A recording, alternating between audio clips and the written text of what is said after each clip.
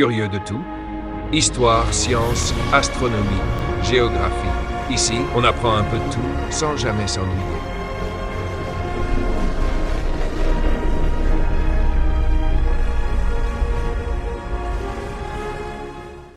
Le 15 avril 1452, dans le petit village de Vincy, naît un enfant nommé Léonard.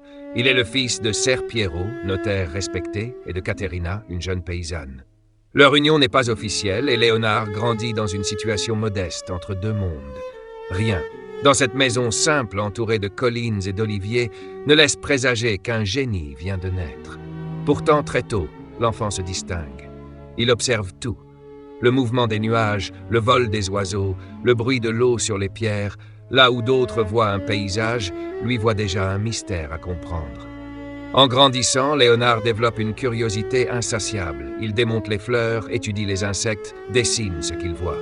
La nature devient son premier professeur. Elle lui apprend la patience, la précision et l'harmonie. Vers l'âge de 14 ans, son père remarque son talent pour le dessin. Il décide alors de l'envoyer à Florence, cœur artistique de la Renaissance. Léonard entre dans l'atelier du maître Verrocchio, où il apprend la peinture, la sculpture, la mécanique et la géométrie. Dans cet atelier, il ne se contente pas d'imiter. Il cherche toujours à comprendre pourquoi une lumière éclaire un visage d'une certaine façon, pourquoi un muscle se tend, pourquoi une ombre se déforme. Très vite, ses œuvres impressionnent. On raconte même que son maître, admirant son talent, aurait cessé de peindre. À cette époque, Léonard commence à remplir ses célèbres carnets. Il y note ses idées, ses observations, ses rêves. On y trouve des machines volantes, des ponts, des études d'anatomie, des plans de villes idéales. Ces pages révèlent un esprit qui refuse toute limite. En 1482, il quitte Florence pour Milan. Là, il se met au service du duc Ludovic Sforza. Il se présente avant tout comme ingénieur. Il conçoit des fortifications, des machines, des décors pour les fêtes, des projets architecturaux. C'est aussi à Milan qu'il réalise l'une de ses œuvres majeures, la Scène. Dans ce tableau, il ne se contente pas de représenter un repas sacré. Il capture les émotions, les regards, les tensions. Chaque personnage semble vivant. Parallèlement, Léonard s'intéresse de plus en plus aux corps humains. Il dissèque des cadavres, étudie les muscles, les os, les organes. Il comprend que le cœur fonctionne comme une pompe. Ses dessins sont si précis qu'ils serviront encore des siècles plus tard. Mais en 1499, Milan est envahi. Léonard doit partir. Commence alors une période d'errance entre différentes villes italiennes. Il voyage, observe, étudie. À Florence, il travaille sur un portrait mystérieux, la Joconde. Il la retouchera pendant des années sans jamais la considérer comme achevée.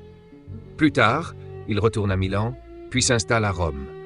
Pourtant, il s'y sent éclipsé par d'autres artistes comme Michel-Ange et Raphaël. Il se concentre alors davantage sur la science, la botanique, l'optique et l'ingénierie. En 1516, un nouveau chapitre s'ouvre. Le roi de France, François Ier, admiratif de son génie, l'invite à s'installer en France. Léonard accepte et s'installe au Clos Lucé, près d'Amboise. Là, dans un cadre paisible, il passe ses dernières années entouré de ses élèves. Bien que sa main droite soit partiellement paralysée, son esprit reste vif. Il continue de dessiner, de réfléchir, d'imaginer. Il garde toujours près de lui ses tableaux favoris, qu'il perfectionne sans cesse. Le 2 mai 1519, Léonard s'éteint, à 67 ans. Il laisse derrière lui peu de peintures, mais des milliers de notes et une influence immense. Car Léonard de Vinci n'était pas seulement un artiste ou un savant. Il était un explorateur de la connaissance. Pour lui, tout était lié. L'art, la science, la nature, l'être humain. Sa plus grande leçon reste peut-être celle-ci. Ne jamais cesser d'observer, de questionner et de chercher à comprendre le monde.